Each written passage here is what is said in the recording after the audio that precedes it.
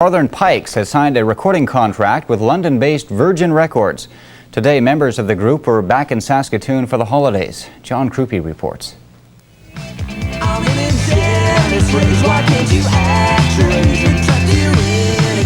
The Northern Pikes have had rave reviews everywhere they've played. They're so good that Virgin Records has signed them to a 6-album deal. Virgin Records has many top-name recording artists on its label, such as Peter Gabriel, Brian Ferry, and others including Simple Minds, Human League, Phil Collins. The list goes on and on. With all this company, the Northern Pikes say they are going to thrive on the pressure. And it's like a dream come true for us, and it's like a beginning now. It's like you're really starting again because, like Jay said, you're competing with everyone else that has made a record, and now we have a chance to go from beyond that. For Saskatoon booking agent Rob Hodgins, all this proves you don't have to leave home to make it. You can come out of Saskatoon and still be out of Saskatoon and have a successful recording career. The Northern Pikes will begin recording its first album under the Virgin label in January. The basic plan is to finish recording by the middle of February, do a video, maybe 2 videos, and then we'll probably hit the road in March till we do another record, I would assume. But for the next couple of weeks, the Northern Pikes will be home, taking some time off to relax in the holiday season. Well, it's good to be back home. Yeah, And we're anxious to play here. Merry Christmas to everyone. Yes, definitely. Merry Christmas. Are you going to be? John Krupe, QC8 News. And tonight, Wendy has the latest on the fortunes of the Pikes. The professional music business is not an easy business to break into. At times, too much work and traveling for too little pay and acclaim. Many musicians have the dream to hit the so-called big time, but the odds are against them. The type of commitment it requires is total, but perseverance has paid off for the Saskatoon's Northern Pikes. According to Ed Smeal, the Pikes' Toronto-based agent, it's amazing the deal they've signed. Virgin Records is going to spend in excess of $300,000 on the Pikes, and neither Corey Hart nor Brian Adams received the kind of deal that the Pikes earned so early in their career. It's a great day for the Saskatchewan Eagle. We're really excited about it. It's sort of a major step in our career. Well, the major step so far anyway. Now that we're in the same league as, or considered in the same league as the major stars, now we have to put out a good record and make hits or something. Sell records, that's our main. You betcha. It's big news, though, for a Saskatchewan group. And it's also big news for a Canadian group to be signed the way you guys were signed.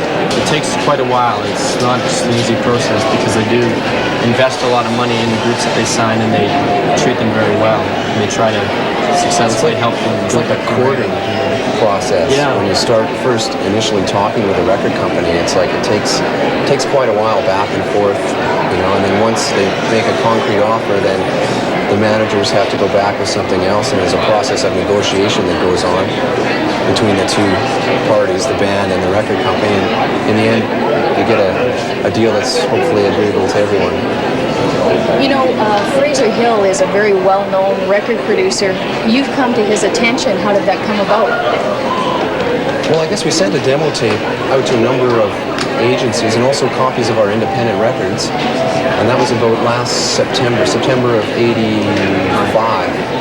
And he really was turned on by the band and wanted more stuff. We sent him more, and he really liked it. So he and his production partner Rick Hutt came out to Saskatoon and to see what the band was all about, and they were really knocked out by it. So they went back to Toronto and started working on trying to promote the band further, and as things developed, Fraser became one of our managers along with Ed Smeal from Toronto. That's great.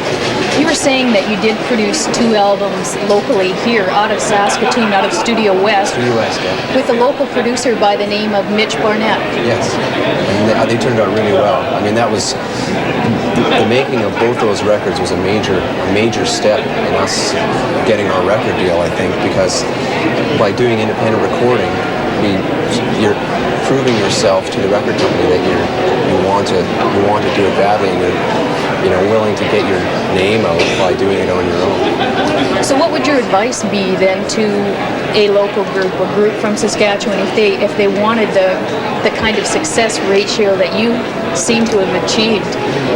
What should they be doing around home? I think probably the same thing that we have done. There's a lot of groups trying to do it, and if you take initiative to make a recording or a video yourself, you have a far better chance, I think, of getting someone's attention.